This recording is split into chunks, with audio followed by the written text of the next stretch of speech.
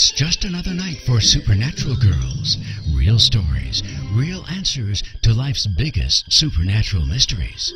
And now for another exciting interview with paranormal experts from this world and others. Here's your host, paranormal researcher Patricia Baker, on the one, the only Supernatural Girlz.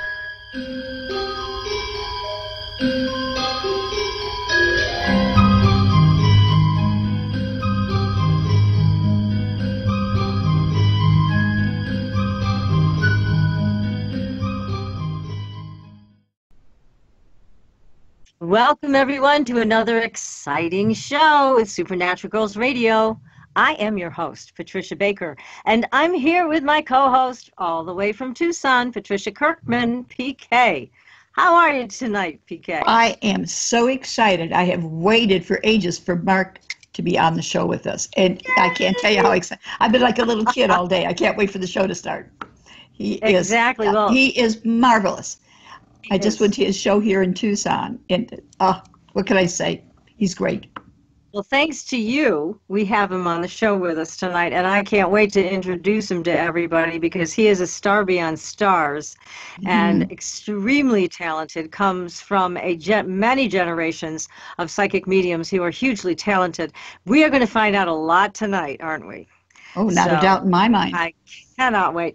But in the meantime, first we got to check in. A lot of craziness going on in the world as usual. You got that right. What else is new? What's happening with the numbers? What can we expect?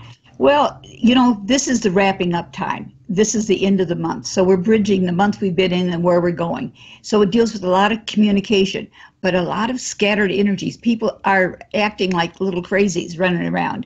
And part of what's going on today, this month, this day, and this year are identical. So whatever your personal stuff is, it's quadrupled. On top of that, the universe says it's all about me, my, and I want it happening this way. So you've got a lot of pull. It's like a rubber band people are pulling at. I'm waiting for that other end to be let go of and snap us clear back into reality. Uh-oh. It doesn't sound like that part's going to be fun at all. So Not really. Not really. But we it's have necessary. Yes, I guess, you know, these pendulum swings, though, are wide and severe. So I think it's a real task for everybody to stay grounded, no matter what's happening around them. Take that deep breath and tune in. And now, we have had some interesting things happening, haven't we? Yes, we certainly have. You had a UFO show up right on the property. It was picked up by our trail cam. And I posted it on our Supernatural Girlz Facebook page. So if you people want to see it, it's there for all to see. Right. And this is a real UFO. This is not photoshopped or anything. As I've said before, I can't even imagine how to do Photoshop. This just came right off the trail cam. So take a look at it and let us know what you think. We always love to hear from our listeners. And we've also had other stories posted. We had that amazing story about the little girl, Nora, and how she turned this older gentleman's life around after the death of his wife. And it's like these two were bonded right from the beginning. It has to be past life, I think. What do you think? I would think so. I would definitely think so. And you know, they almost kind of looked alike in the videos and the pictures. There was something so similar about their souls. And it is such a heartwarming story. I want to urge all of you to go to our Facebook page and play that video. It originally aired on CBS News, and it was amazing and just beautiful to watch. And usually we're posting spooky things and all kinds of paranormal stuff that makes you think, but this makes you think too, but think with your heart. It's a very different kind of video for us. The good stuff. We've got a lot of it out there. We just have to bring it in and post it. We do. And so that's the beginning of that tonight. And so please take a look. Give us a like and a follow on our Facebook page. Follow us on Twitter. Sign up for our newsletter, The Fringe Files. That is at supernaturalgirlz with a Z.com so that you can catch up on all the latest and greatest.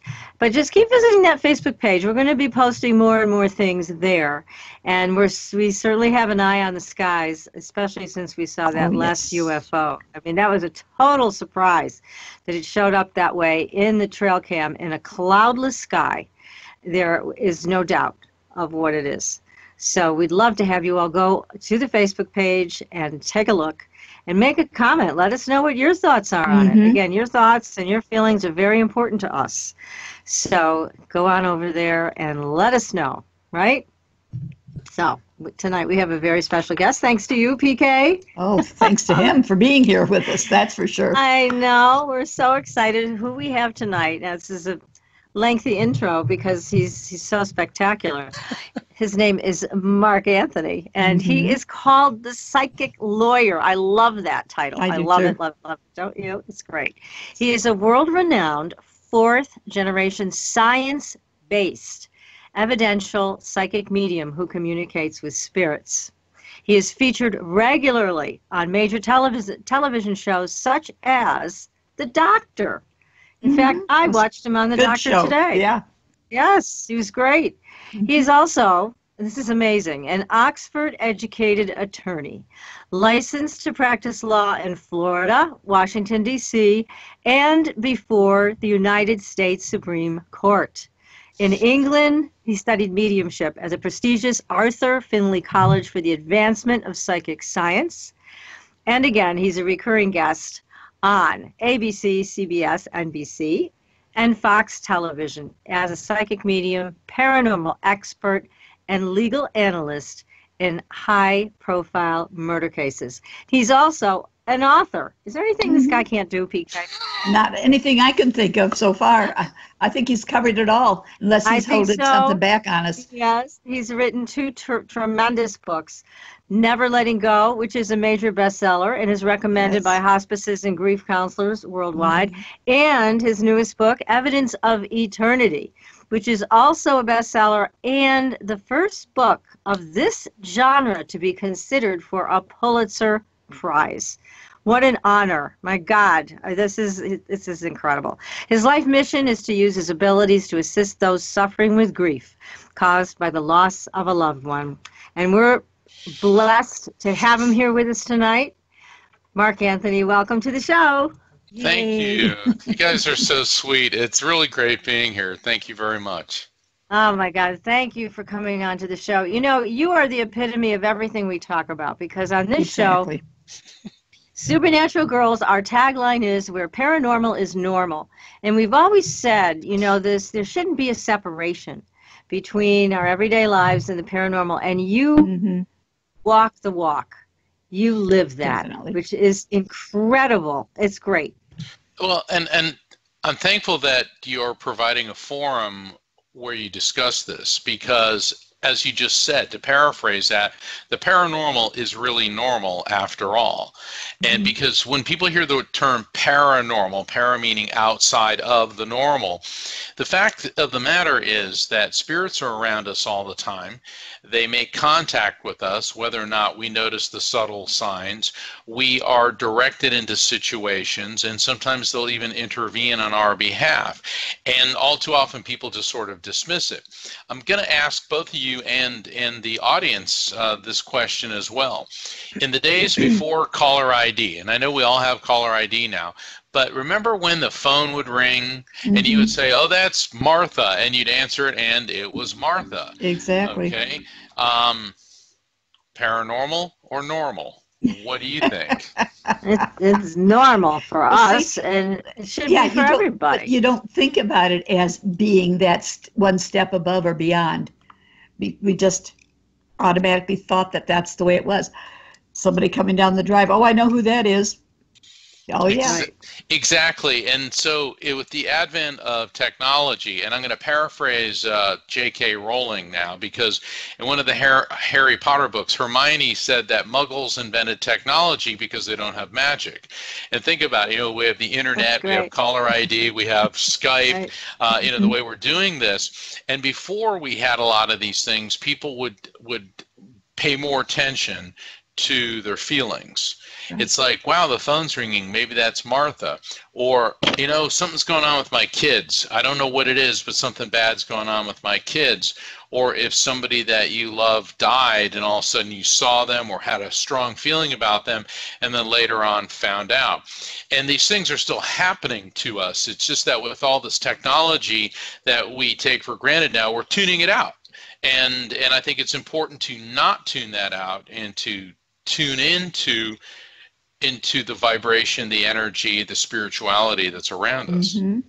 That's really great advice, and I think we all need to do that, and not give our power over to technology.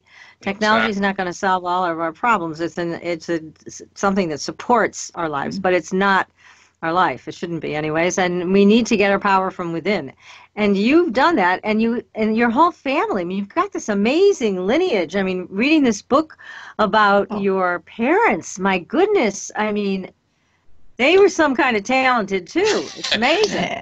Yes, it was a real honor growing up in my family, because both of my parents had psychic and mediumistic abilities. And so as I started getting older, I began talking to them, well, who else in the family is like this? And I found out on my dad's side, his sister Marjorie, his mother Isabel, and his maternal grandmother Grace. On my mother's side of the family, she was really, really powerful as a medium and a psychic. And her grandmother, which would be my maternal great-grandmother, her name was Giovanna. In fact, on a PBS special, there was a two-part special. I think it came out last year. It was called The Italian Americans, and there was actually a section of it in part 2 about Giovanna. And they even they even referenced her psychic abilities there, and it was incredible to see that. So this has been going on in the family for quite some time, and so I've tracked it back to at least 1890 on both sides of the family. Now, I'm assuming it goes on further than that. And one of the things that I discuss in my latest book, Evidence of Eternity, is that psychic ability appears to be genetic. And there are several things which are, in other words, why do you look like your parents? It's because of genetics. Why does left-handedness run in some families? So there are certain traits, physical abilities, mental acuity, diseases run in certain families, certain types of cancers, and certain type of genetic anomalies. So why not psychic ability? And it appears to be a recessive trait. Now, a recessive trait means that it skips a couple generations. For example, in my family, especially on the Italian side, blue eyes, there are people with blue eyes, but it skips a few generations. So let's say you have all of a sudden two parents with blue eyes in a predominantly brown-eyed family, then the likelihood of one of the offspring having the blue eyes increases. And that's how I look at what happened with me, is that both of my parents had these recessive traits, and I tended to get the full package. Wow. Yeah. For that, we're grateful. Yes, we are. That's right. So, sometimes I am. I thank God every day. It's just that, and both of you understand this as well, because you have to put up with it too, is the people who refuse to believe, don't believe, or just like to be negative about it. And all I can say to those people is, I forgive you. I like that. Oh, you're so nice about it. Yeah. That says, I'm not that nice about it. Are you? Well, wait till they read your book about Evidence of Eternity. Once they read that book, I think that's going to change a lot more minds as well. Yeah, exactly. It's an excellent book, Mark. Thank you. It's a great book. And what's the point of dismissing all of this? Especially, when people really don't know what they're talking about and they're just being dismissive. And there's no point in it. And they're really missing out on a fabulous part of life, in my opinion. Definitely. Well, I've seen people, I don't believe that. And I'm a skeptic, and I don't believe in it. I say, pardon me, I did not realize that you were the supreme pinnacle of intelligence in existence. Please forgive me. Right. But here you are, also an Oxford-trained lawyer, God bless you, and yet you're able to meld these worlds together. You bring them together, and I'm sure you must face some criticisms there as well in the legal world when you go into the courtroom. Do you still face that, or have they just come to accept you? Well, what's happening now is I'm not practicing law full time. I appear on shows like this and on shows like Coast to Coast and on television to discuss legal cases, particularly when the paranormal and the legal system collide. Like in the Slender Man stabbings, recently I did 2 shows on Darkness Radio about DNA evidence in the In Cold Blood murders. They exhumed the bodies of the 2 murderers to see if it could be linked to a similar murder of a family in Sarasota, Florida. In other words, the Clutter family, they were murdered in Kansas. Then a few days later, I think it was about a week later, the killers were spotted in Sarasota, Florida. The same day, another family of 4 was brutally murdered. And also with Jack the Ripper's there was some DNA found on one of the victims' dresses, and it was linked to the sister of the descendants of the sister of one of Jack the Ripper's the prime suspects, a guy named Aaron Kosminski. And then, of course, there's the "My House is Haunted, Can I Break the Contract" for sale, and ghost hunter liability, people falling down stairs, running around in a so-called haunted house doing paranormal investigations. So what we're seeing now with this huge spike in interest in spirit communication and the paranormal, of course, legal issues are going to come into it. So I've become the go-to guy there. But to answer your question, see, when you ask a lawyer what time it is, we tell you how to build a clock. That's okay. That helps, especially when you want a clock. Yeah, especially when you want a clock. But when I was practicing law, I did have to put up with a lot of snide comments and things like that. If you'll indulge me for one more story. Please.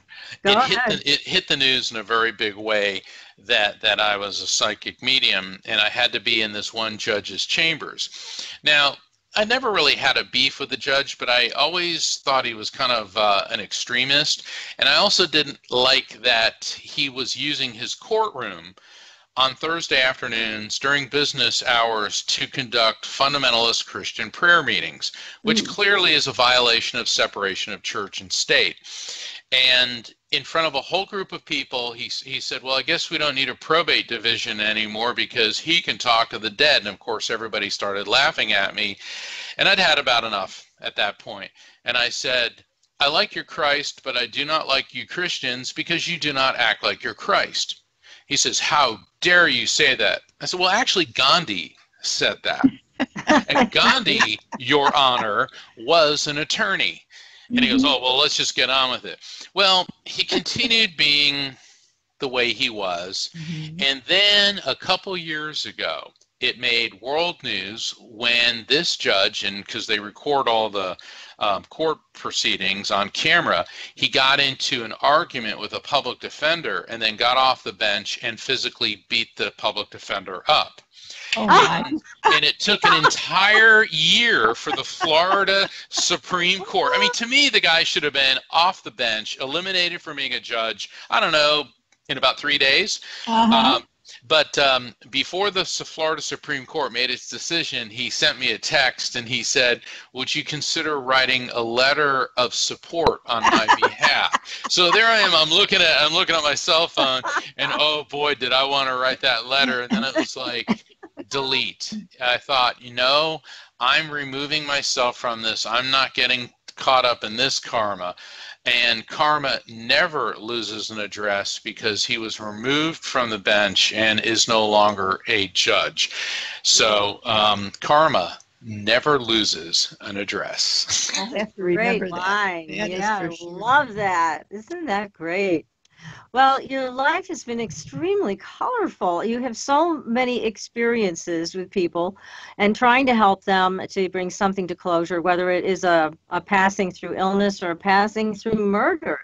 Because you've also helped to solve murders. I watched you on that doctor episode where you were trying to help the couple whose daughter had been horribly and tragically murdered. Did they ever find the murderer? Do you know? Is there an update on that case? I know that the father took the information that I provided and gave it to, I believe it was the Phoenix police, so it's in Arizona. I don't know what they did with it, because in the cases that I've been consulted on by law enforcement, I get impressions, I get information, I get things which coincide with other things that they've uncovered. And what happens is, let's say a murder's committed, and then we watch these shows like CSI. A murder's committed, they get the forensic test results back later that day, and there's a conviction by the following Tuesday afternoon. Yeah. All right, well, let's move everybody's into the happy. world. Yeah, everybody's happy. Let's go into the land of reality now. All right, a murder's committed. It takes 6 to 8 months for the forensics to come back from the lab. I mean, the toxicology report on Carrie Fisher was just released a few weeks ago. Yes, that's Yeah. right. So that's and talk about, she's a superstar, a famous person, and it still took what almost Months. almost 9 months for the toxicology report to be released. So these things take a real long time. So in the investigation phase, I can provide the police with information which can then put them on the track of finding additional information. So seldom in this work does X mark the spot. Mm-hmm. Right. Yes. We have wonderful stories in the book. And it's, but the thing that really got me, and PK and I were talking about this off the air, your poor Aunt Marjorie. Right. She paid a price that is beyond what anybody should ever pay for being psychic.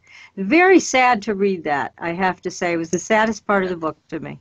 Well, considering it was her husband on top of everything else that would do that to her. I know, her rotten husband. What the heck?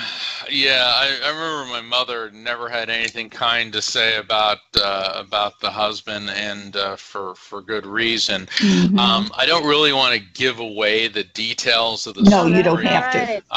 Because it was a startling thing. It was. But psychics and mediums have suffered greatly throughout the centuries. Even today, in many parts of the world, particularly in Muslim countries, being a psychic or a medium is punishable by death. And 2 years ago, Saudi Arabia had executed, they'd beheaded, I think, 133 people that year, a third of them for the crimes of sorcery. Oh, Interesting. And then, of course, in this country, you have the religious fanatics. They're not Christians.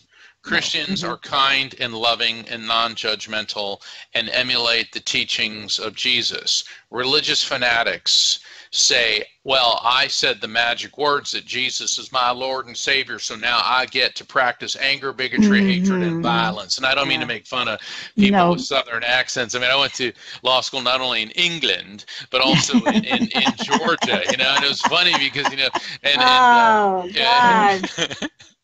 Did you go to Emory? No, I went to Mercer University in Macon, Georgia. Fine school, and but it is a fine school, and they have a long tradition of producing quality trial attorneys. That's one of the reasons that I was attracted to it, because I always, wanted to be and was a trial attorney. I've tried over 300 jury trials, at least 1,000 bench trials, meaning that there was not a jury there, and then I don't even know how many motion hearings, but be that as it may, so my work now is focused on the spiritual, the demands for my services as a medium and as a public speaker and lecturer. I just concluded the tour of Arizona, where I was happy to meet Patricia Kirkman, and that was really nice because I was on the set of the Morning Blend TV show, which is in Tucson, and it's a wonderful show, and I absolutely love Tucson. And Patricia came backstage and said, "I'm a regular on the show. They have me on doing the astrology, and I'd like to meet you." And we talked, and she said, "Would you consider being on Supernatural Girlz Radio?" It's like, well, the title like that, how could I possibly say no? So here we are. You cannot say no. You cannot say no to PK. That's for sure. It was a delight meeting you that day. And then that evening we went to your talk at Unity, which was absolutely marvelous. Whenever you're anywhere, if people don't go, whoa, are they missing opportunities? because how you connect with the souls of the people that are there and give them hope. Whew, wonderful. Yeah. It's interesting, because people ask me, is spirit communication scary or frightening? And I've never thought that it was. I mean, I started seeing spirits when I was around 3, and my parents. I remember Dad was like, "Ay, ay, ay," because his sister had been persecuted, and but my mom was all excited. It's funny, the Italian side of the family totally into it. Woo! The English side, go, "This is simply dreadful," So. That's great. Hey, here's a quick question for you from the chat room. And by the way, everybody listening, if you'd like to send us a question, we will ask it on your behalf, and just go to irnchat.com. That's irnchat.com.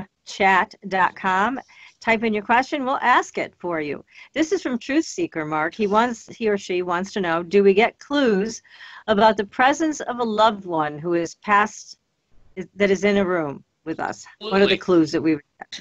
Absolutely. In both my books, Never Letting Go, I think you can see the cover in the back end, and Evidence of Eternity. In Never Letting Go, there's a chapter about recognizing the signs and how they reach out to us and how to observe that. And then I also go into that as well in Evidence of Eternity, explaining on the basis of science and quantum physics, is that spirits are around us all the time. And people, they start scoffing, and I say, well, what if I told you that you right now were surrounded by energetically charged particles filled with information, like radio waves, okay? Turn on a radio.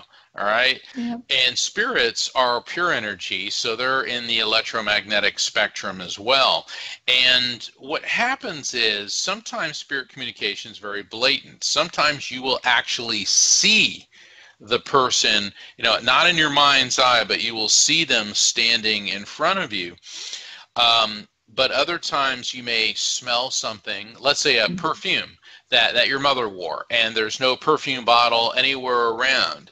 Or all of a sudden you are prompted to turn on the radio, and there's that song that just hits you right in the heart. Or out of your peripheral vision, you think you saw them. Okay, there are many ways that spirits communicate with us. It can be visual, it can be auditory, you can just feel them around, you can smell something.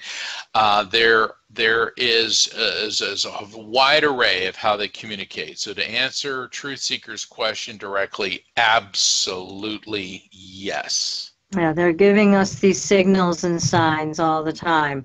So it's a matter of if we're paying attention or not, right? That's what I call spiritual situational awareness. In fact, in my second book, Evidence of Eternity, starts on 9/11. And I'm not going to go into the details of that too, but see, my dad was a Navy SEAL, and when I was a kid, he used to drive my brother and I crazy, and I'm glad that he did. Be aware. You've got to be aware of everything, and he always, because he was a Navy SEAL, and then he was a swimming instructor at the Y, so I knew how to swim by the time I was 2. All right. I mean, and I'll never forget, they took me to the YMCA and they threw me in a pool.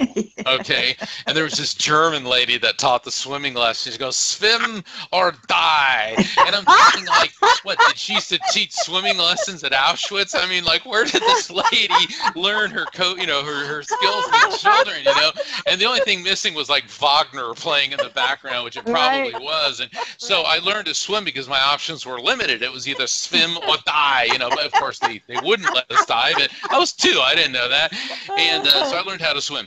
But Dad taught us that if we go to the beach, before you jump in the ocean, you scan the water, look for anomalies in the water that could be rocks or strange tides or currents. So I remember one time I was 15 years old and I walked down to the beach. It was during the summer, and it was one of those days where the ocean was real flat, because I live near the ocean, and there's all these people in the water, and all of a sudden I stopped dead in my tracks, because about 50 feet from shore and right between 2 groups of people that were swimming, I saw this huge dorsal fin come up, and it was and right behind it was a smaller dorsal fin, and I could estimate it was about a 10-foot shark.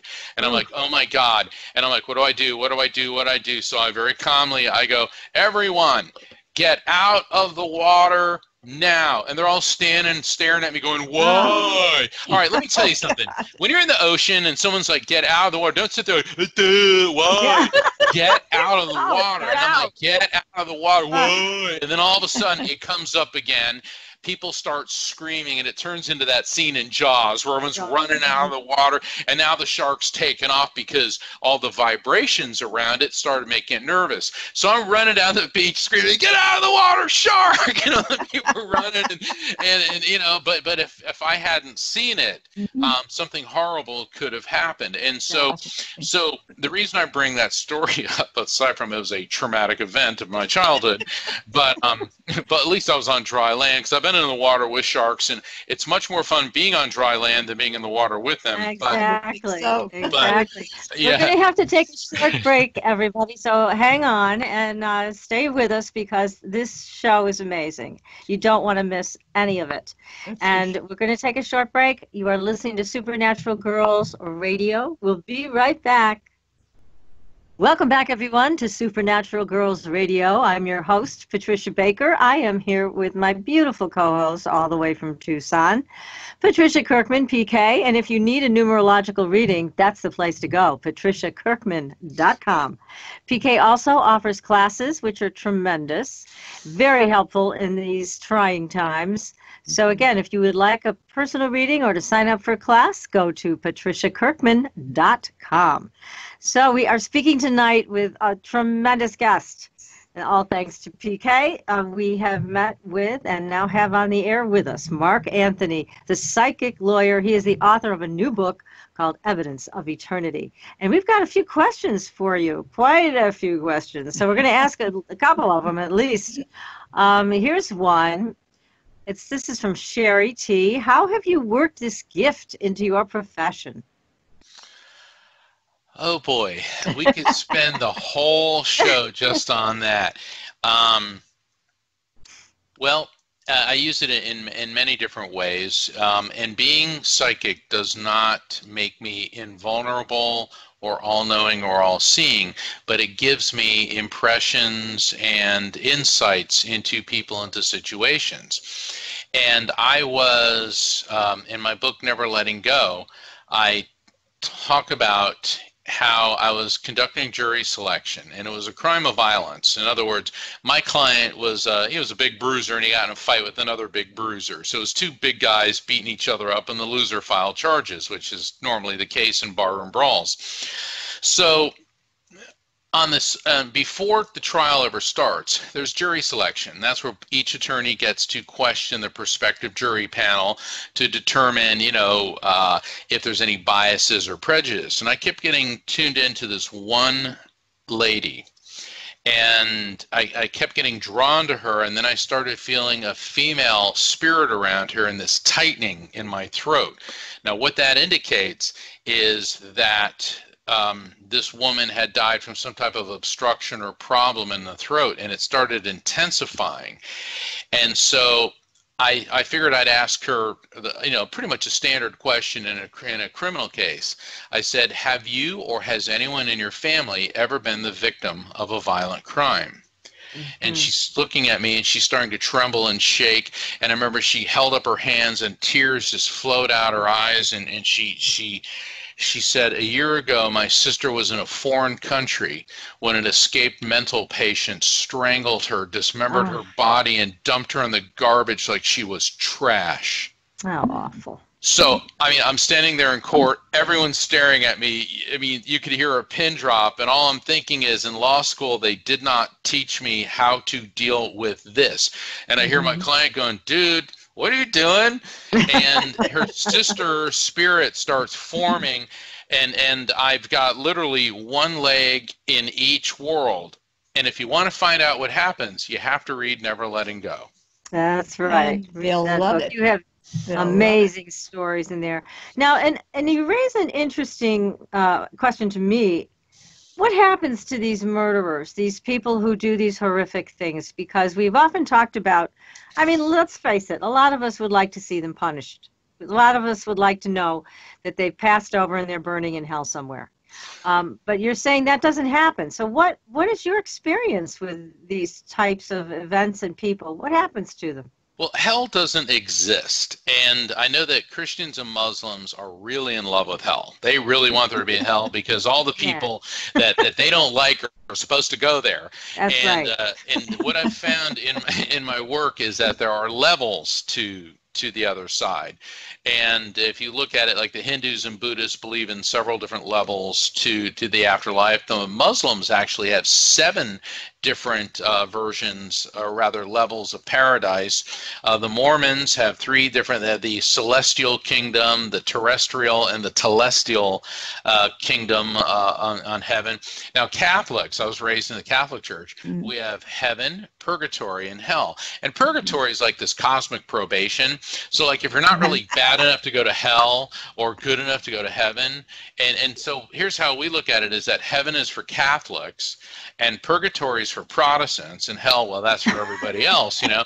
But but in my work as a medium, what I have seen is that there are several frequencies to the other side, just like there are frequencies on an AM or an FM radio dial. Also in the electromagnetic spectrum, you have different frequencies. You have X-rays, gamma rays, radio waves, microwaves, visible light. You could go on and on with the different frequencies. So that when people go to the other side, some go into what I would call a higher frequency, others would go into a lower frequency, and it's not a stagnant state. And apparently they can work themselves up and out of that. However, while there may not be hell, there is reincarnation. And if you think you're going to get away with something, our human system of justice is nothing compared to the law of balance. And the laws of physics teach us for every action there is an equal and opposite reaction. And let me tell you something, that applies to the laws of karma as well. So just because some killer may get away with it or think he or she has gotten away with it, think again. So that's why nobody gets away with anything. And if you look at all of the religions, they can all be summed up in 2 words: be nice. Okay? Be nice. Because if not, well, there are consequences. And so the human system of justice may be flawed, but the eternal system of justice, which is reincarnation, is not. But as far as the archetypal hell with the boogeyman and the pitchfork, that was created in the later Roman era, and then it really warped into the medieval mindset. And our current concept of hell is based on Dante's Inferno from 800 years ago. So that's why I don't get all bogged down in hell and demons and all that. There is no hell. Hell is here on earth. Humans have done a fantastic job of inflicting misery upon their fellow humans. How unfortunately true. Yes. It's very sad. Very sad. But we'd like to see you work. And I know I've got some texts from people. We'd like to see how you do what you do. And one of the things we discussed before the show was seeing if either one or both of our co-hosts in the past that actually died a couple of years ago would like to come forth and talk to us and our audience. One of them is Becky Andreasen, who we love dearly and we miss her so much. She was a very talented psychic medium herself, and she passed away from cancer. Well, here's the thing. Hold on. The problem is my ability isn't like texting or instant messaging where I just ring somebody up. So why don't we just keep doing the show, and if somebody comes through, as opposed to get them here, get them now. Okay, it doesn't work that way. No, that's fine. It doesn't work that way. That's fine. And I'm not implying you're going to get them here, get them now. If people want to see how I work, definitely come to one of my events or go to my website, and you can watch where I'm doing this, you know, before a crowd of people, because a lot of times people say, well, I want you to get this person to come through, and they want to talk to Aunt Martha, and all of a sudden Cousin Bill comes through, and they're like, well, I don't talk to Cousin Bill, I want to talk to Aunt Martha.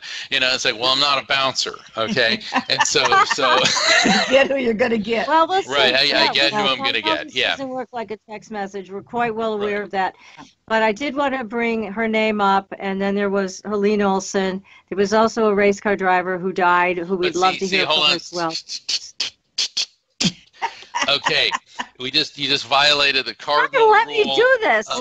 It's all over my website and in my books. Don't tell me names, biographical data, anything about the people that you want to hear from. So now I know race car driver. So anything about a race car I can't trust because it's already in my brain, and I don't know if it's being transmitted by the spirit or it's pre-existing information. So for anyone who wants to get a reading with me, when you fill out the form on the website, please do not launch into writing the New Testament about who you want to hear from, how your heart is broken, no bios, names, anything, nothing. And the reason for that is it's a quality control issue.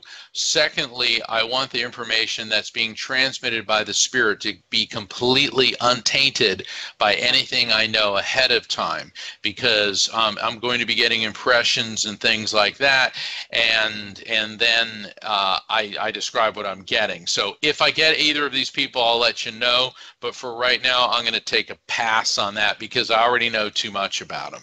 Okay, so let me ask you a question. I was going to ask a question. For when someone is contacting you to get a reading with you, how should they set their mindset to what they write you, and then that's it? Okay, on my website, evidenceofeternity.com, there's a tab for scheduling a phone reading. Most of my readings are by the phone. And people, well, how can you do that? Well, hello, electromagnetic spectrum once again, and spirits are moving at the speed of light. So they zip back and forth between us, much like what we're doing right now is happening at the speed of light, which is 186,282 miles per second. But what people need to do is check your expectations at the door. No alcohol, no recreational drugs for at least 24 hours before. If you're on some type of prescription medication for anxiety, talk to your healthcare provider about cutting back on the dosage, because your brainwave frequency is just as important. The client brings the people into the reading. So you got three parties in a reading. You have me, I'm the radio. You have the client who draws them in. Then you have the spirits, which are zipping back and forth. And so people should be as relaxed as they can. It's normal to be nervous, but there's nothing to be afraid of. And also, it's very important just to be calm, just to be positive, but don't go so much like, I want this, I want this, I want this, if I need to hear this. I was doing a reading for one lady. She goes, well, there was a secret code that my son was going to give me, a secret code. All right, so she was flooding the atmosphere, the energetic environment with I want, which is a negative energy. And that's why you invite spirits in and you take that negative energy down. And I said, well, all I'm seeing is birds. No, he was supposed to show a feather. And I'm like, well, what are birds covered in? Well, that's not good enough. And then she started like going off on me. And it's like, okay, well, yelling at the medium and getting angry at us and constantly interrupting and criticizing us doesn't help either. Okay, because when I try too hard, that never works. Now, why is that? This is a receptor thing. This is a right-brained emotional activity. The left brain is the logic, the science, the curiosity, which is a valuable tool, but we have to put that to the side. Allow the messages to come through. Don't hyper-analyze them the second they come in. Well, why would Cousin Sydney come in? I didn't like Cousin Sydney. Cousin Sydney didn't talk to me for 20 years. I don't understand, but you start doing that right away, and you're going to clog the internet. Let it flow. You let it flow, let it flow. Get all the information down, and then afterwards, then you can hyperanalyze. Now, here's a question. Wait a second. Is there an Andy or an Andrea connected with either of these people that you wanted to talk to, or with you? I'm getting like an Andy, Andrea. The reason being is I keep seeing a Raggedy Ann doll, So I'm just going to leave that with you guys. Okay. If a Raggedy Ann doll makes sense in any way, let me know. Okay, PK, think about that. And here's a really good question from Catherine, Mark. She's asking, why can't more of us communicate with our loved ones on the other side, even after trying hard to do so? What are we doing wrong? You're not doing anything wrong. Mediums are born, they're not made. However, everyone is capable of a mediumistic experience, although not everyone is a medium. Like everybody can swim, but not everybody will be Michael Phelps. Everybody can do math, but not everyone's going to be Stephen Hawking. You know, everyone can play guitar, but they're not going to be, you know, Eric Clapton or Slash or Jimmy Page or, you know, Brad Paisley. So there will be signs, there will be contact, whether they come in your dreams or it's turning on the radio and hearing them. But this may not be a skill that you have, but always be open to the signs. And if a sign comes in and you think, gee, was that my mom? Instead of immediately cross-examining it, well, probably not, it was my imagination, it's wishful thinking. Don't do that. Recognize it. Give yourself permission to have the experience and feel it. That's what you do. And if you try too hard, it never works. Mm-hmm. Okay. And here's another good question. This is from Gretchen, who would like to know, how would you describe the last few minutes after we pass? Well, based on my own experience, having had a near-death experience, and based on the NDE near-death experience studies that I've engaged in and studied, what happens is, here's what spirits tell me. I know all boys, all the guys that are listening have done this, and some of the girls, usually if you have an older brother who held you down and got a 9-volt battery and stuck it on your tongue, you know, that tingling sensation. Spirits tell me it kind of feels like that when you leave your body. It's like this, you know, and it's this like tingly sensation. It doesn't really hurt, but what happens is the quantum electromagnetic field, which is in your brain, the electrical field in your brain, which you and I would call a spirit or a soul. So think of your brain as a computer hard drive, and all of a sudden the hard drive crashes, but that information gets uploaded. So there's like the zip, and there is a feeling of euphoria, a feeling of going through the tunnel, and then you will start encountering people that you know who have died. And sometimes people that you don't know or but are aware of, in other words, like great-grandparents and all of that. And so what happens in the near-death experience is that there's the euphoric feeling, the tunnel, there will be a life review. You start reviewing like moments throughout your entire life, and it goes by really quickly. And then here's the fascinating part is you're going from a finite perception, because our human brain is designed to perceive things in a limited fashion. And when you transition back to an infinite being, there is a mutation, if you will, from a finite perception to an infinite perception. And so you see loved ones, and then the light intensifies, and you feel this pervasive love and understanding. And even the word God is too limiting, but people talk about this being God. Now, here's where the near-deathers come back. And when I talk to spirits, they talk about what it's like to go beyond that point and how wonderful it is. Now, I always have to be careful when we describe how wonderful it is on the other side, because admittedly, there may be people listening to this show who are suicidal or who are in a severe state of depression. Yes, the other side's wonderful, but suicide is not an option for you, nor should you consider it. And if you feel that you're isolated, alone, and depressed, 24/7 worldwide, there are suicide hotlines with trained professionals that will listen to you, that do care, and that will and can do and will help you. So that's why I'm always very, very careful about saying that, because makes good sense. Well, suicide touches all of us. My best friend committed suicide. I have a cousin that I believe committed suicide. Well, in fact, I know he did, but you know, the official story is not. And it's an incredibly painful thing, and you don't want to do that to other people. Also, there are karmic ramifications, I was at an Afterlife conference once, and there was this woman going around with a black mirror convincing or trying to convince people, mothers who had lost children to suicide, that their child was in hell. Let me tell you, I almost took that black mirror and rammed it down her throat. And I took those people and I said, this is primitive, superstitious nonsense. And do not listen to that garbage. Okay, there's no one size fits all for suicides.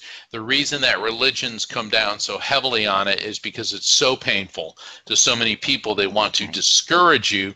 And so while their intention is good by saying, well, if you do this, some horrible thing will happen to your soul, the effect of what it does to the family of the person who's committed suicide is absolutely horrible.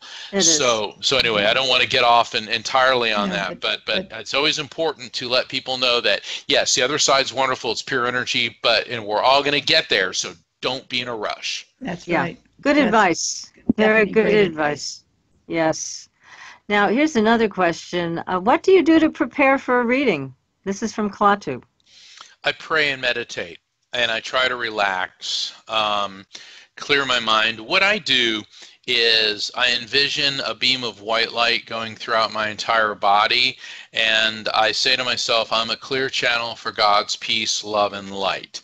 And I meditate, and then I pray, and I ask God to send forth spirits for the highest of purposes to bring messages of love, healing, and resolution to the person I'm doing the reading for. And then, when I start the reading, I always begin with a prayer, and then I just open up to frequency and put it in God's hands. Okay. Well, it's a process. More than that, that's fabulous. Yes. Yes. So now we have so many questions, but that's fine. Gosh. I'm sorry, but I keep getting Andy. Is there an Andy that's connected to either one of you? And I don't mean to keep beating it till I get a hit, but I keep getting Andy. Oh my gosh. All right. Well, if any of the people in the chat room have an Andy. Yeah, they'll speak up, I'm sure. Yes, and we'll let you know. Andy's not ringing a bell, but who knows? Are there any psychics, this is from Dark Knight, wants to know, are there any psychics in the industry that you are personally in awe of? Not really. And I don't mean that I don't mean that in a egoistic or in a negative way. Because I've met pretty much everybody. I respect them. I think I would have been in awe of meeting Edgar Casey.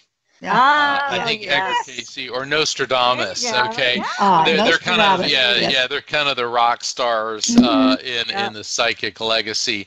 But I've met a number of the quote unquote famous psychics, and it's great to meet them, and it's actually fun sitting and talking to other high profile mediums, or even mediums that aren't as high profile, simply because there's things we have in common that are fun to talk about. What I remember, I was in England with a group of my friends who are mediums, and we were on a train, and we were all talking shop, and then we realized we're looking around, everyone they're all like straining to listen to us, and some people looked horrified, and there's this elderly gentleman, he goes, "You all talk to dead people then?" They must have thought they were on the train to Hogwarts with you. Well, yeah, those comments are going there too. And well, listen, for everybody, we're going to take another short break. But in the meantime, please feel free to type up your questions in the chat room, and that is in IRN. chat.com. That's irnchat.com. As usual, you all have wonderful questions. We're happy to ask Mark on your behalf. And we have still so much more to cover. Great book written by Mark, actually 2 books, Evidence of Eternity and Never Letting Go. So these are some terrific books with some heartwarming stories, and you need to get both of them. They're excellent, excellent books. Again, we're speaking with Mark Anthony tonight, the psychic lawyer, and you are listening to Supernatural Girlz Radio. We'll be right back. Okay. Welcome back, everyone, to Supernatural Girlz Radio. I'm your host, Patricia Baker. I am here with my co-host, PK, and our amazing guest tonight, Mark Anthony, the author of 2 great books, Never Letting Go and Evidence of Eternity. And we just figured out something on the break. I'm going to let PK, you and Mark tell everybody what you discovered about that name, Andy, that kept coming back and haunting Mark. What was it? Well, my Aunt Ann used to call me Raggedy Andy because I was always into the garden, into the chicken coop, into the things around the property, because that was my whole world. And I was back and forth, and I always looked like I was pulled through a mud puddle half the time because I was always, that was the way it was. And I never thought about it. And I had a doll upstairs, a couple of dolls. My aunt collected dolls. She collected charms. She collected anything that could move. I mean, it was terrible. So we found out what the Andy made and the Raggedy Andy. And then I said, do you still use fountain pens? And what did you say? Yeah, a few. It's funny because that's how a spirit can let you know that they're around you and aware of what's happening. They can bring up medical, personal, financial things. And so she's talking about fountain pens. I mean, pretty much I don't think too many people use fountain pens now. Not anymore. And so PK is verified that she still uses fountain pens on occasion. So basically she wanted to pop in and say hello. And then I got a hit on the month of June and a string of pearls being the birthstone for the month of June. And PK, I think you said that's when you believe that she passed, but we can't. That was the month she passed away. Yeah, so we can't verify that just yet. What about the string of pearls? And look, I know every lady likes pearls and has strings of pearls. All right, I get that. We do. But I don't bring something up unless I get it. What's anything with pearls? Well, she loved trinkets. She loved all kinds of things. And if you had it, she wanted it. Not one of she had 5 brothers, and their wives had come to visit. And when they left, whatever they had with them, that she managed to get off of them because she just kind of liked good stuff.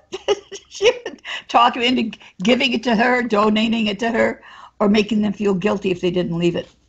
I'm going to segue over to the host. Was it Rebecca who had passed? Yes. Was there anything with her in the month of June that you can recall, birth, death, anniversary, or event with her? And the other thing that I'm getting, and I believe this to be her, is I'm feeling with her passing. And other than, that you told me what her name was, I don't know anything about her, but I feel like I'm drowning in my own fluids. So it feels like there's this massive fluid buildup in the chest, and I get this nauseated sensation, which would indicate difficulty eating or holding down food prior to passing. That is true. Sense? Okay. Yes, that is true. Oh, I hate to ask, but she's walking around with a toilet plunger. Did one of you guys have some plumbing issues recently? No plumbing issues here, thank God. How about you, PK? Well, the thing for the commode, kept falling off the chain, so you couldn't, when you flush it and the water kept running, and I didn't realize that there was a plunger missing. A plunger missing, okay. Yeah, so Rebecca's popping in, and she's letting you know that she knows and see what she would like us all to know. This is interesting. I know, like, when people see crows or ravens, they get all bent out of shape, but she's showing me like a flock of crows flying over, and this does not feel like something negative at all. Do crows, blackbirds, ravens make sense to you in any way? Yes. Yes. In what way? They're very intelligent animals, they're very intelligent birds, and they always have a message when they gather together. I know there's a name for it too, when they flock together like that. And Becky was very tuned in to animals, all animals. She loved them, and she was very tuned into them. What's fascinating is she's holding up an hourglass, okay, an hourglass, and she's also talking to Patricia about your sense of justice. She says that you feel there's something about either, I guess maybe because I'm an attorney, she's bringing us up that are something about our system of justice, or some that you have been denied justice. Does this make any sense to you? Well, I certainly feel that way. Okay. Well, I'm sure we all could to some extent, but in what way? Gosh, I'd really have to give that some thought, but I think Becky is onto something. Exactly what that is, I'm not sure, but I do have a strong sense of justice. Okay. And I do have a strong sense of how people should be treated, especially people like you, Mark, and PK, and all of us that we know that have these abilities. I have a strong sense of justice for all of us abductees also, I feel, have been horribly abused by our culture and our government. So I do have a strong sense of justice for all of that. And maybe Patricia, that's part of the message. What about the taxation thing that you've been going through in your community? Yeah, that's a big nightmare. Yeah. And now the hourglass, I mean, it could be an actual hourglass, or something about time is of the essence in connection with the justice message. It could be that something is about, maybe time is running out, or something's about to come to fruition. I hope it's not running out. Okay. She says, stop thinking that everything's on a wing and a prayer. Okay.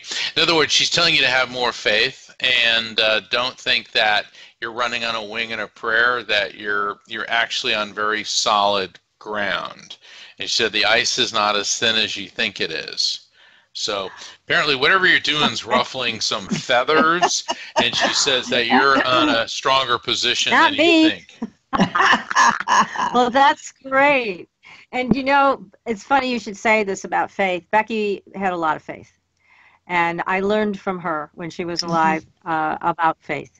She really was a master of that in many ways. God bless her. Well, super. Well, there you go. We got a brief but fun message from her, and from your that was her. There's no doubt in my mind. There's no doubt that Ann. Yeah. Okay. Your Aunt Ann with the Raggedy Andy nickname for you. Oh my God, how cute is that? Yeah. Well, for and I don't know if there's a question like this in the chat room, but a lot of people, when they talk about spirit communication, you have to realize it's not texting or instant messaging, and you have to the subtle messages that come to you. Like I saw a Raggedy Ann I think I said Raggedy Andy doll, and it's like, I mean, that's not something I think about. Okay, no. And it's like, and it kept coming back. So then, that's the spirit, because I'm getting the persistence. So spirit communication can be very subtle. It's heavily based on symbols and metaphor. So you have to start getting used to the metaphors and the symbols, and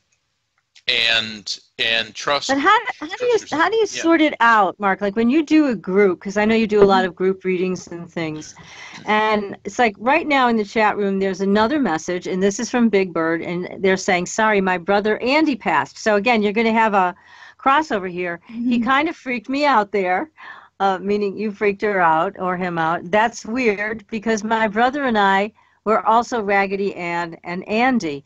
This chat person's first name is Ann, by the way. Okay. So how do you sort that out? This is called the collective consciousness communication. This is a concept I'm refining and developing for my next book. And I also talk about multiple meaning messages in Evidence of Eternity, where one message can have more than one level of significance. I want to ask the person in the chat room if her brother died traumatically. And the reason I'm saying this is because the person I believe to be Andy, I'm feeling this impact sensation to my head. And an impact sensation to the head could indicate head trauma, but it could also be a stroke aneurysm. But I'm getting like my teeth in my jaw feel like they're shattering. So does that make any sense? Can the person? So Big Bird, if you could respond to that with Mark talking about that type of a passing. Is this how your brother Andy passed? Would you please respond in the chat room so that we can see your answer, and we'll continue the conversation once you do respond. Yeah, I would think it's kind of tough sometimes to sort these things out to see what message belongs to which person in the group. Well, you keep getting the facts and the evidence until you narrow it down to one person, or it can be what happens with the collective consciousness communication is that a group of spirits will come in tandem. Maybe there will be like a group of people who committed suicide, and the reason that they're all coming in is because they have similar messages for the people coping with their deaths. Okay, so there could be something why I got the Anne and Raggedy Andy messages coming in tandem. Okay, certainly it was for PK, but also it could be for this person in the chat room as well. Yeah, it's so fascinating that happens. Go ahead, PK. I was going to say, when you were giving your talk at Unity here, one of the things you said, you were talking about a very young man, a young Marine. And I went, because my husband was a Marine, and you said passed away quite abruptly. He did at 37. And then you said, but from a shot in the head. And then that changed the dimension from what I was thinking to the rest of the room. So you're so pointed with everything that comes out that you narrow it down. It isn't like saying, is there a Susie in the audience? You know right. what I mean? It's like you look at a crowd of 500 people. Someone have a son who died whose name started with J. Yeah. Yeah. Okay. Right. Well, Yeah. you're going to get something and say, well, I may say I'm getting a male, I'm getting a J name, but I'm getting an impact here. I'm getting this, and this, and it's the evidence. That's what evidential mediumship is. Right. I mean, everybody's has a grandmother who loved them and who baked cookies. Okay, Right. I mean, everybody's grandmother, baked cookies and they love you, But when you start getting into what they died from, what they look like, physical characteristics, likes, dislikes, personality profile, dates, that's evidential mediumship. So. Right. Now, what about negative spirits when you go to do it, when you've gone to do so many readings as you have, I'm sure thousands over the years. Have you ever encountered anything like that? Zero. Wow. Zero. And I know there's a lot of mediums that get into the boogeyman theory and the demons and all this. We have to realize that in the spirit realm, in the purely energetic realm, there's a lot of entities that are non-human spiritual intelligence.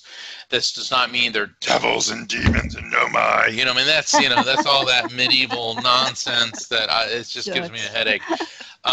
But there are spirits that are not necessarily aligned with or really even interested in human beings, but their frequencies will overlap. But in the readings that I do, I get, for the most part, human spirits. On occasion, a few angelic entities will pop in, because angels were never humans. Humans will never become angels. It's a separate species.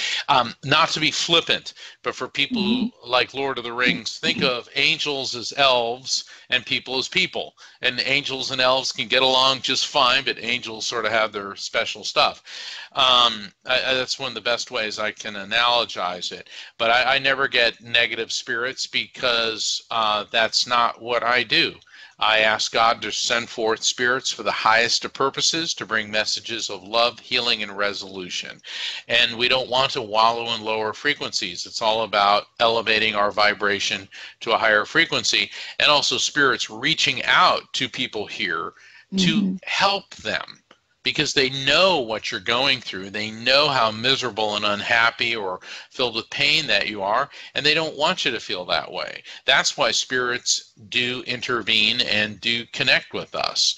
And people say, but I'm holding them back. Well, I used to think that. Oh, well, we're holding them back. No, that's a misinterpretation. We're holding ourselves back because we cannot hold back energy. We can't. And what you have to think about is that life is everlasting. Think about a star that burns out, yet it may be 1 million, 2 million light years away, yet we're still seeing the light of it. Because when the star burns out, the energy of the beam of light continues eternally. That's our soul. It continues eternally, even though the vessel that it was anchored to is no longer functioning. Wow. Okay, well, that's a great explanation of a lot of things, all wrapped up into one. So that's terrific. So, PK, do you have any other questions for Mr. Mark? I'm always in amazement, and even more so after I read your 2 books. I Thank just you. can't say enough about that. In fact, I was like a kid in a candy store all day waiting for you to get on. I'm, Well, I'm in the. Go ahead. Go ahead. no, I was just going to say there's so much to this world of mediumship. Mhm. And you also studied this in England, but you Right. have a natural ability. And as you inherited this, I imagine. But here's another question, because there are a lot of abductee situations out there and stories. Have you encountered, when you do readings for people who have been abducted, any kind of ET communication? Oh yeah, I've done readings for a couple people that claim to be abductees, and wow, the stuff that comes through is definitely different. Is it? And Okay. yeah, it definitely different. I was in Denver a couple years ago, and there was this young guy there, and he kind of looked like Tom Cruise from Top Gun. Okay, he had the Mhm. crystal blue eyes, the square jaw. I mean, it's like the perfect male specimen. Okay, and he stood up, and I was drawn to him because his grandfather's spirit came in, and then I made some reference about a UFO, and then I said the Greys, and this kid started freaking out, going, "That's who abducts me." And then this Oh, whole thing started to come forward that there was something about him physically that they were interested in, about how he metabolized protein, and there was all this stuff. And and then afterwards, as a couple of us were talking about him, and to him, and we're saying, well, clearly you're in tip-top physical condition, and you are of interest to them for various reasons. But what was fascinating is that the message was he needed to change his biochemistry. And so the message was, and I get a lot of this, the other side's very concerned with the acidic content of people's bodies here, and we know that cancer thrives in acid, as do Mhm. infections, and by alkalizing a diet. And they said right. specifically to this kid, his grandfather's spirit, if you start alkalizing, you're going to become less interesting to them. Now, I Oh, haven't seen him since, but I'm certainly hoping that that helped, because I know I've talked to people from MUFON, the Mutual UFO Network, and these are not, geeks. These were really smart geeks. No, a lot of these guys were scientists. They they had worked with NASA. Uh, Very, very intelligent people, and I've always believed that I mean, it's arrogant, if not ignorant, to think that we're alone in the universe right. or the multiverses. And the way I look at aliens is, why would they contact us in a big way? If they're observing us, we're a Mhm. violent species. We make war upon ourselves. We pollute and destroy our own planet. We're inhumane to each other. And they know that if they give us any technology, the first thing we're going to do is figure out how to make a weapon out of it, because that's Mhm. human nature. And people say, oh, that's hogwash. But look at like the Mayans and the Aztecs when the Spanish arrived. Okay, the technological disparity, let's say the Aztecs had achieved a level of technology that the Roman Empire had, which was 1,000 years plus behind the Spaniards, who had steel weapons, they had gunpowder, and they had plate armor. They came down with a technological disparity, and then of course they also spread diseases unintentionally, but even Right. more effective. And the native populations were completely, defenseless. Right. Okay, so hopefully that if we are being studied by aliens, I'm hoping they're the Vulcans as opposed to the Klingons, So, and even well, recently, yeah. Stephen Hawking, I love Stephen Hawking, and even though he claims he doesn't believe in an afterlife, I have another story on that too. But he said, we must be careful about contacting aliens because you don't know what's out there. And we very well might be like, sending a message out to the Klingons or the Borg or, Darth Vader and the Empire. We're all assuming that on these other planets, the good guys won. Well, maybe on some other planet, the Nazis won, or, the extremists and all that. And we have to be careful about just sending these beacons out to these other civilizations. You had said something at that talk about putting a pinch of baking soda to help. Yes. With alkalizing, it's very easy to alkalize. Okay, see a bottle of water, bottle of water. Take a pinch, little tiny pinch of baking soda, drop it in the water. Okay, you have now created alkalized water.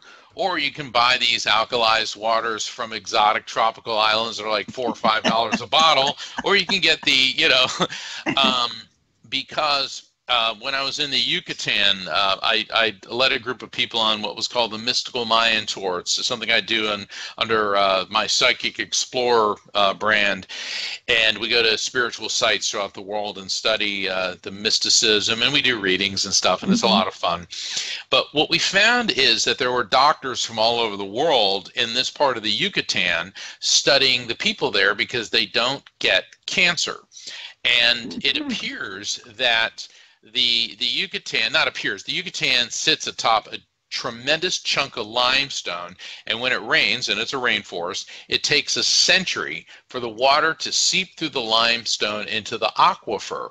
So limestone is alkalized. So the people in the Yucatan are drinking alkalized water. In fact, that's where all the cruise ships fill up on. Like, people say, don't drink the water in Mexico. Well, that may be true in Mexico City and along the Tex-Mex border, but not in the Yucatan. It's some of the cleanest water in the world. And so alkalizing our diet, and I'll wrap this up. I don't mean but I get these messages a lot from the other side. We live in a society that sugar, corn syrup is in everything. People talk about, the only thing I like to drink is sodas. Okay, I don't want to trash anybody, but you keep ingesting acid and corn syrup. Sugar turns into acid. Guess what cancer feeds on? Sugar. Yeah. So the other side is telling us start alkalizing, and it's a lot easier than you think it is. Well, that's great advice. Yeah. And is that going to be your next book, where you get health tips from the other side? I get a lot of medical information. My next book is going to be dealing more with the how spirits interject themselves in our lives on a daily basis, and how but it will be driven by action-packed stories. Because the worst thing is sitting down and having to read a book that feels like you're reading an algebra textbook.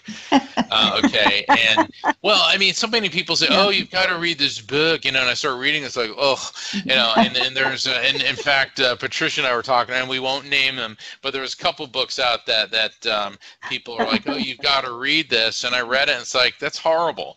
I mean, it reminded me when I was in law school, sitting through federal basic income taxation. I remember one time I was in tax law class, and I couldn't handle it. I mean, my brain was just about to explode. I couldn't, and I went to the law library, and I was sitting there, and I saw this book, and it was a biography about one of my favorite judges. He was a New York appellate judge. His name was Learned Hand. Talk about a pompous name. Perfect name for a judge, Learned Hand. And he was one of the great intellectuals in American jurisprudence. And talk about synchronicity. I opened the book, and it goes right to this page where Learned Hand was writing about the federal income tax code. And he said, the words danced before my eyes in a meaningless procession of cross references and exceptions.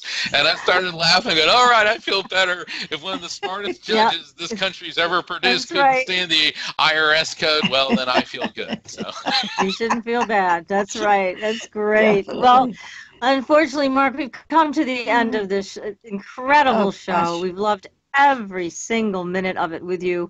And people, you can find Mark at evidenceofeternity.com. You will find videos there, more information about his books, how to get a hold of him for readings. So don't hesitate to contact Mark there. And again, Evidence of Eternity and Never Letting Go. 2 great books for you to read. And Mark, we got to have you back. This was just too much fun. It's fun. Definitely. It's been great. Thank you. This has been great. God bless you. God bless you too. And next week, everybody, Take good care, back.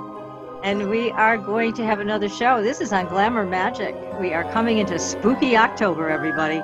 So join us again next week. Until then, we'll see you on the Blue Highway. Good night, everybody. Good night.